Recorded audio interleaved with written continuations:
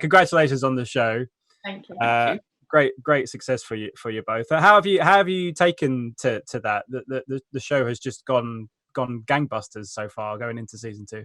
I have to say we were slightly taken aback to see just how much buzz there is around it, and I mean, it's brilliant. We've worked so hard on the show, and more importantly, so have our cast and our heads of department and our crew, and we managed to just skid in sideways. We actually wrapped, and we're always scheduled to wrap the day before everyone else had to abandon production. So we were so lucky that we just about managed to get it finished. And yeah, we're immensely proud of it. And, you know, it's brilliant for everyone. Yeah, we did all the post-production, you know, in lockdown. And that was kind of extraordinary. We moved all the editing equipment into the editors' houses. All the VFX people work from home. I mean, it's the joy of computers, because everyone is doing everything on computers anyway. The orchestra. The orchestra was, I mean, our composers, Sam and Chris, who did the music for the first half, the first 8 episodes, they had to basically record new individual members of the orchestra for a start. And then they had to sort of deconstruct the music they'd recorded for the first season and try and create new music for us from those existing recordings. Oh, wow. It stretched them as composers to the absolute limit. And the music's just as wonderful as it was last year. So it's been a huge, huge learning curve on how to make shows remotely. Yeah. And actually, I love the debate around it. I love how passionate the fans are. And I also love when people who are real history advocates, and it's brilliant that they really want to engage with the show as well. And then they'll say, they got this bit wrong, or this isn't true, whatever. And it just starts this conversation, which I love as well, because I think a lot of people go to the history as well. Which is great. Yeah, and I guess because I was saying to the guys that I just spoke to about sometimes you're in have to say it, but you're kind of in a bubble when you're making the show anyway, you know, in terms of what you're doing. So I guess when you step out, it must be a strange feeling to then go, oh, people are actually talking about this. People are actually on social media talking about our show and getting involved, as you say, with not just the show itself, but the history and wanting to know more about it. Yeah, that's right. And you sort of just expect everyone to be enthusiastic. You go, but look, we worked really hard, so just be enthusiastic about it. And you sort of forget that they're just seeing it like as a new thing, like we go to the movies or we see a new TV show. It's another new TV show. But we have been really, really heartened by how well the first series did. I mean, it did do well, and it got a lot of attention.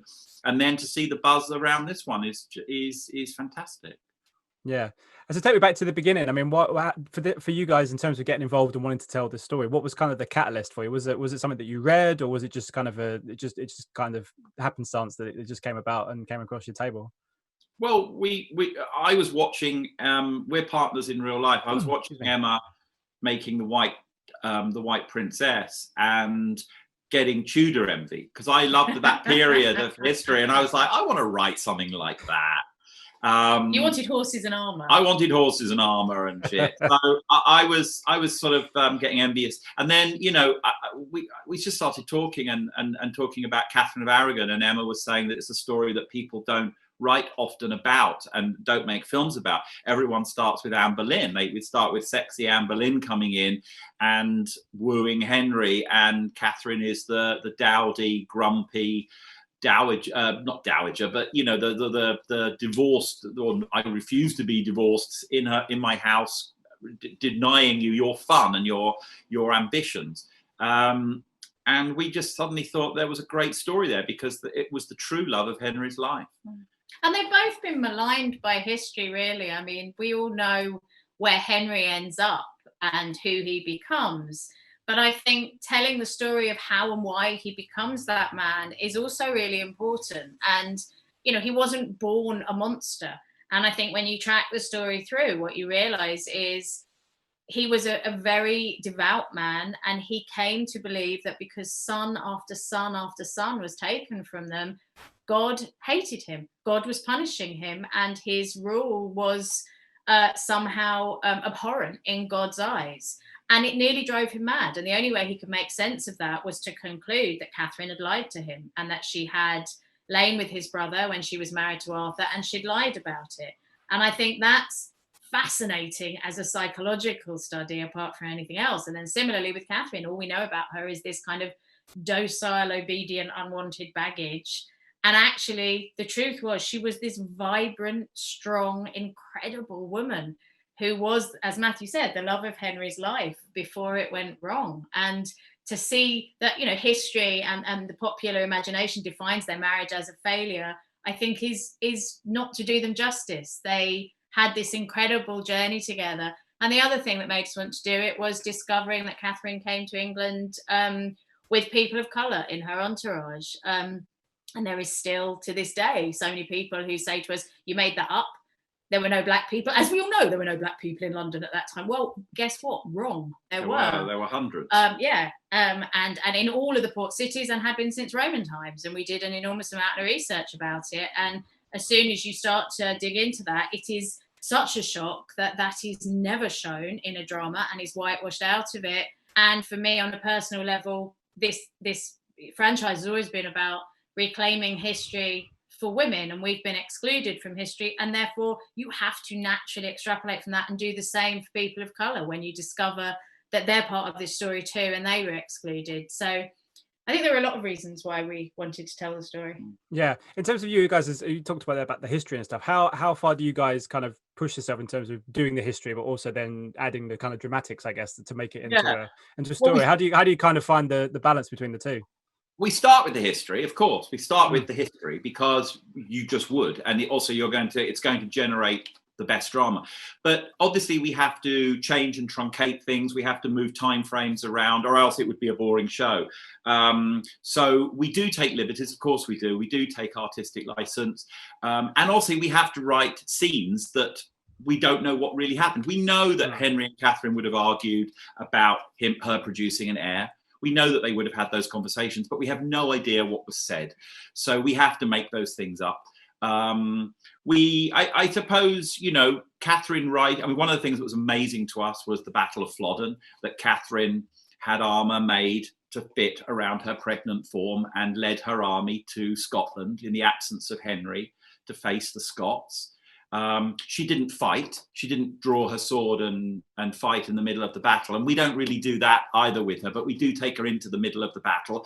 And that's a step beyond what actually happened. But that, I think, is a dramatic step that is a good one to take, because, you know, the point is she really did go there and she really did inspire and lead her soldiers.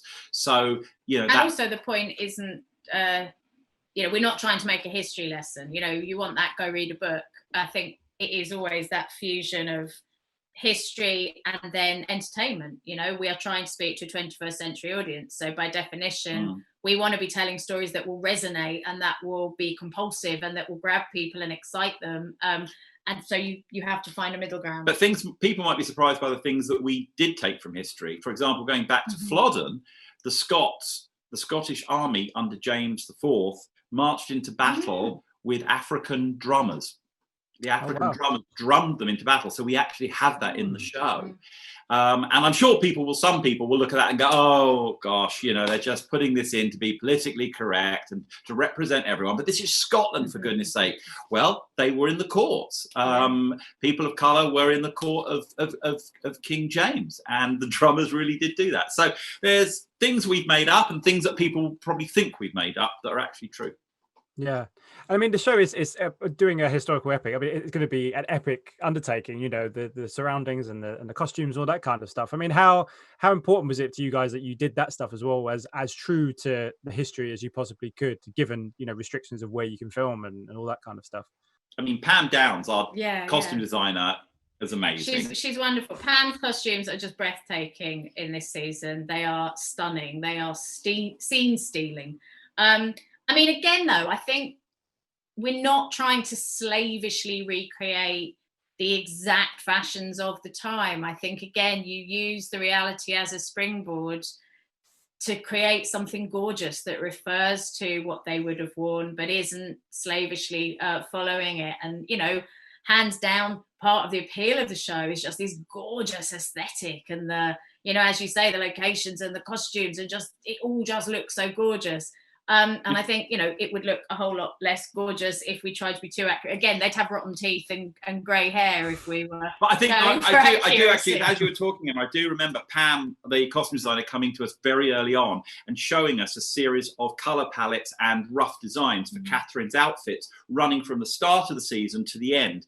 And what she had done was take the mood that Catherine was in and the challenges she was facing. So if there had been a particularly horrific element in her life at that moment, the next scene she might be wearing something with a splash of crimson in it, or so although but I can assure you there is, towards the end, without giving anything away, towards the end of the show, we took the exact dress or the exact style that she wore at a certain period in her life, and we present, I hope, to the audience. She turns into the painting. She turns into the painting that people will know. And I wanted to ask you about your amazing cast. I mean, I can imagine when you're starting out of a show, you're obviously looking for the perfect person, and you know, you might find someone that does 9 out of the 10 things that you want, everything else. But how fortunate do you feel to be able to have got the people that you've got, led by Charlotte, who is just incredible throughout the whole season?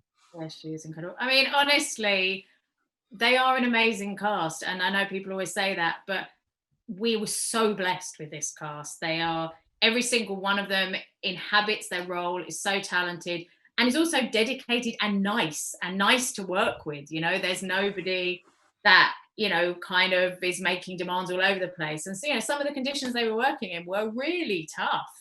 And Charlotte sets the gold standard, and she looks like Catherine. I mean, you know, this incredible resemblance she has. But we've got some new actors this season as well. Cy Bennett is wonderful as Henry's sister Mary, now all grown up and with very particular ideas about what she's going to do with her life, and she's not interested in listening to anybody else. We have Ray Stevenson playing James IV, who, if you know from the Marvel movies, he's taken some time off from protecting Thor, and he's now leading the Scottish. I mean, he was great. And Andrew Buchan from Broadchurch, playing Thomas More. Yeah, and then Stephanie and Aaron returning, and Laura Carmichael. Yeah, I mean, they're all just brilliant, and they all. It's interesting when you go into a second season, even though we always planned it as 16 episodes with a break, so we always saw it as the full 16. The actors inspire what you do with the roles as well, because they so become those people that you then write to who they are. So I think this time around it's been really satisfying as well to write for them as individuals and as performers rather than just as characters. Absolutely. Well, guys, I wish you all the best with the show. I really enjoy it, and I hope whatever comes next is just as successful for you. Thanks very much, Scott. Thanks so much. Take care. Ladies and gentlemen, you're watching Hey You Guys. Hey You Guys, huh? Hey, you guys. Is that from the Goonies? It is indeed, yeah. Nice.